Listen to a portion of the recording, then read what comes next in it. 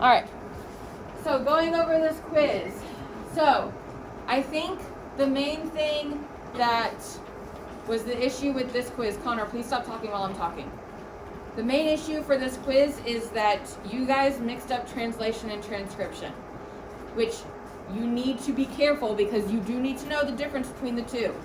All right, so what you need to do is you need to read the questions carefully, jot down what you know and what you do know about each, and then answer the question so you don't get confused when you start reading the answer choices. So on your test, what I would recommend you do is jot down the things that you know, or the things that you should know about transcription versus translation. Okay? So first being that transcription happens first and translation happens second. The way you can remember that is the first part of both of these words are the same. So they both start with the word trans. Everything after that is different. So the letter after trans in transcription is C. The letter after trans in translation is L. Which one comes first in the alphabet? C. So C comes before L, so transcription happens before translation. Okay? So that's one way to remember which one comes first and which one comes second. Now, because transcription comes first, where does it happen? In the nucleus. Okay, so we're in the nucleus. We need to get our DNA that's in our nucleus, we need to get that information out of the nucleus. Okay, because that information is useless if it stays in the nucleus. It has to go out of the nucleus. But DNA is way too big to travel outside of the nucleus. So that's why it has to go through transcription. And during transcription, that DNA turns into what? mRNA. So your DNA is turning to mRNA. You're going from two strands, so DNA is double strand, into one strand. RNA is single strand. And once you've gotten down to your single strand, now you are smaller, and now you can fit through the nuclear pores. And then you can travel on your way. So that is what's happening during transcription. It happens first. It happens in the nucleus. You are turning DNA into RNA. Now, how do you do that? You're going to have to know how to transcribe something. So how do we go from DNA to RNA? What do we have to use? Our complementary base pairs. Oops, sorry about that. I don't have my little stand. Okay.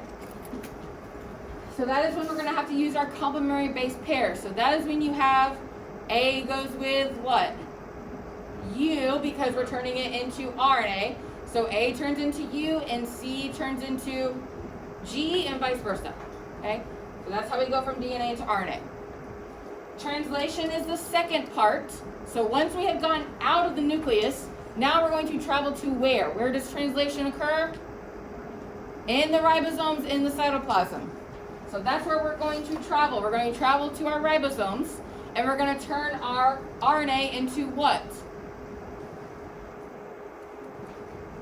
Proteins, amino acids, same thing. So we're going to turn our RNA into amino acids. Those amino acids, when they start binding and you're making more and more amino acids, the whole thing is called a protein. Okay? How do we turn RNA into amino acids? What are we going to use to turn those into that? What are we going to use? Our codon chart. So that's when this piece of paper that I gave you comes into play. But only for translation. You do not use this during transcription. You use your knowledge of complementary base pairs during transcription. Okay?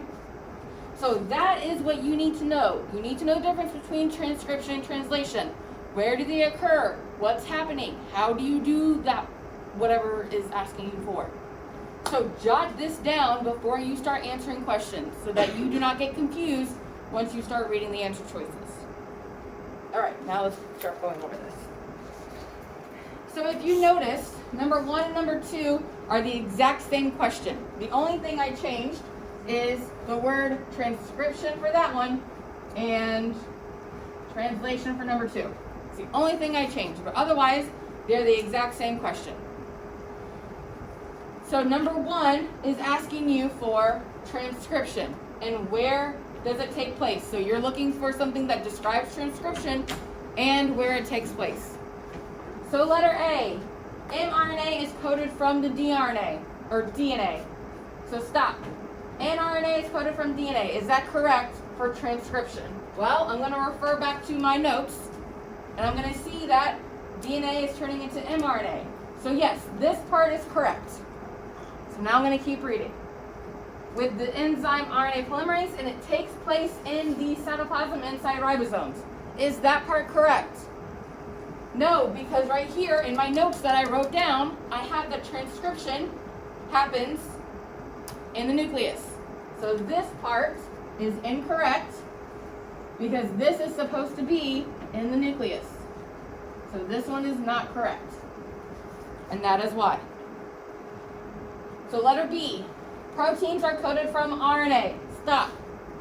If you're turning RNA into proteins, does that describe transcription? No. So I'm going to say that B is incorrect because what is this part describing? This is translation, not transcription. So I'm not going to read the rest of B because I already know that it's incorrect. So C, mRNA is coded from the DNA strand with the enzyme RNA polymerase. Is that part correct for transcription? Yes. Okay, so far so good. So now the second part, and takes place in the nucleus. Is that part correct? So both of these things are correct. So I'm going to go ahead and I'm going to guess that C is correct. But I'm going to go ahead and read D just to make sure. So D says that proteins are coded from RNA. Is that transcription? Turning RNA into proteins? No. So this part is incorrect because that is translation. And this part, what's the other part that's incorrect? The location is incorrect because that should be the nucleus. So D is also incorrect. So your correct answer is C. Because what is happening and your location are both correct for transcription. So now, looking at number 2, again, it's the exact same question. I did not mix up the answer choices. I could have, but I didn't want to do that. I don't want to be too mean. So now, looking at number 2, which answer choice can I automatically get rid of? I can get rid of C because C is the answer up here. I can't have them for both. So I'm going to get rid of C to begin with. Now, I am dealing with translation. So I'm looking for something that happens in the ribosome and going from RNA to proteins. So which one am I going to choose? Looking at these up here, which one am I going to choose? What's the answer for number 2, guys? D. So your thing that's happening, proteins coded from RNA, that is correct for translation. And your location, cytoplasm and ribosome, that is also correct for translation. So that is D. So that is why C is correct for number 1, and that is why D is correct for number 2. So you guys have to know the difference between transcription and translation. You gotta know this. Okay? Any questions on that before we move on? Yes, Ryan.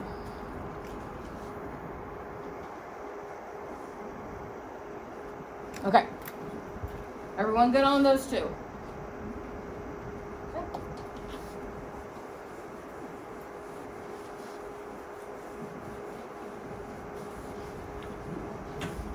Okay. So then, looking at number 3 through 5. So looking at 3 through 5, we had to refer back to this sequence of bases. So looking at this sequence of bases, number 3, true or false, the above base sequence is from a segment of DNA. So before I even think about answering this question, I'm going to look at the word DNA, and I'm going to ask myself, well, how do I know the difference? What am I going to look for if I'm looking at DNA versus RNA? What should DNA have that RNA does not have? So DNA is going to have your T's. RNA has what? U's. So if I see T's, that means I have DNA. If I see U's, that means I have RNA. So which one do I have? I have DNA, so is this true or false? True. So number 3 is A, because you see T's, not U's. Number 4, which of the following represents the translation of the base sequence above? So, translation, is that your first step or your second step? That is your second step. So you have to do the first step before you can even answer this question. You have to do both steps before you can even think about answering this question. So the first step is, this is your DNA. You have to turn it into your RNA. How do we go from DNA to RNA? What are we going to use? Our complementary base pairs, our transcription, which is our complementary base pairs. But instead of writing T's, we're going to write what? U's, because we're making RNA. So you tell me, what is my sequence? Starting with the first one. If it's A, what do I write? U, and then what? C, G, A, U, U, G, C, A, U, G, C, A, U, A. 1, 2, 3, 4, 5, 6, 7, 8, 9, 10, 11, 12, 13, 14, 15. 1, 2, 3, 4, 5, 6, 7, 1, 12, 13, 14, 15. Okay, so that is my RNA sequence. So is that my answer? No, because I am doing translation. I'm doing the second part. So what can I automatically go ahead and get rid of for this question? B and C. So if you're trying to do transcription and their answer choices have amino acids in them, if you're trying to do translation and your answer choices have complementary base pairs in them, get rid of them because they're incorrect. Because this is transcription and this is transcription. So that's why both of those are wrong. Because both of those are processes of transcription. And you are not wanting transcription yet. You are wanting translation. Because in your EOC, they could just throw this question out there randomly. So you need to know that you have to do the first part first, and then you can do the second part. So now, what is my second part? What do I have to do to this RNA strand to answer this question? Use my what?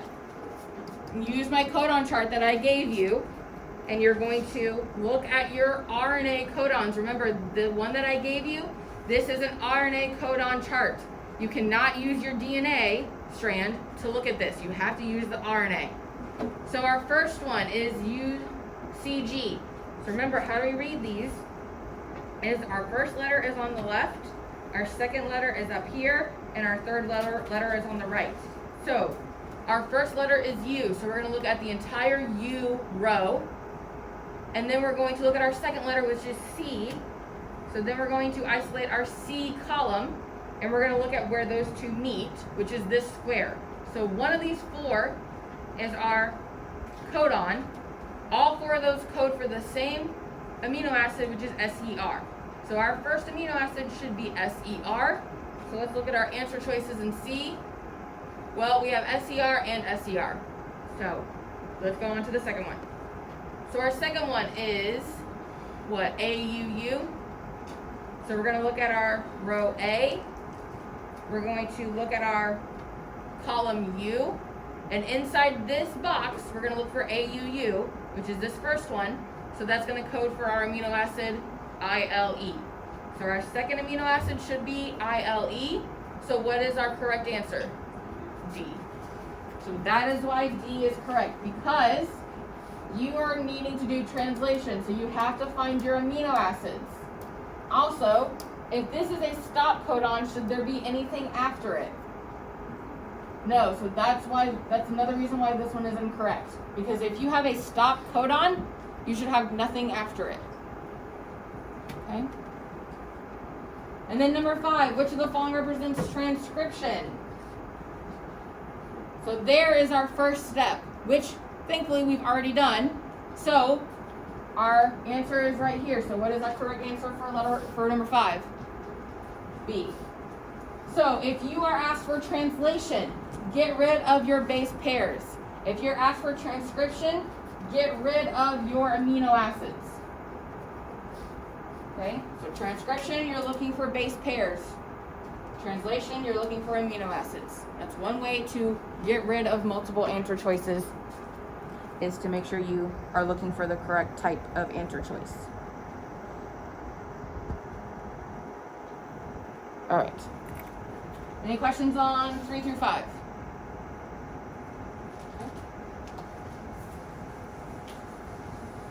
So the second part of this quiz was on mutations, which I think for the most part you guys did pretty well on the mutations part. So that being said, I think the one thing that messed y'all up is the transcription versus translation. So now when you go to study for your test, you know that you need to spend a little extra time studying these two concepts. Okay? So number 6 and number 9, we're going to use this sequence. So I'm going to write it over here so we don't have to go back and forth. So ATT, GAC, CAT, TAG. All right. So looking at this sequence, and then looking at this new sequence for number 9, don't tell me what the mutation is, just tell me what happened. So how is this different than this? There's a T after the first G. So this T right here is not in the original sequence. So what type of mutation is that, Olivia? That is insertion, because you are inserting, you are adding a whole new base into your sequence. So that is insertion. Okay. So then on the back we continue. Number 7. So after a mutation, the sequence now looks like this. It was this, now it looks like this. So what do you think happened? Don't tell me the mutation, tell me what happened. Yes, Joseph. So what happened? So don't tell me the mutation, tell me what happened. The first G, so notice there is a G there, and now notice that it's gone. So there should be a G here, but there's not. So Joseph, what did you say? What is it called? It is deletion. Very good. So 7 is B. Number 8. Now your sequence looks like this. So what happened? Don't tell me the mutation, just tell me what happened, Heather. They added an extra CAT. So instead of having 1 cat, now you have 2 cats, which isn't so bad. But what is that mutation called, Heather? Duplication. Very good. That one is D. And then number 9. Now your sequence looks like this when it looked like this. So look very carefully. What happened, Mariana? They replaced the A with the C. And Joseph, what is that called? That is your substitution. So if you have a base that suddenly becomes a new base, that is substitution. Okay? Any questions on your mutations? Okay.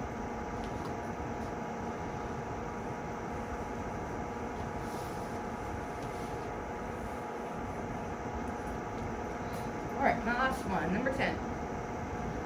So this is also about mutations. Which of all the following statements about mutations are true except, so you are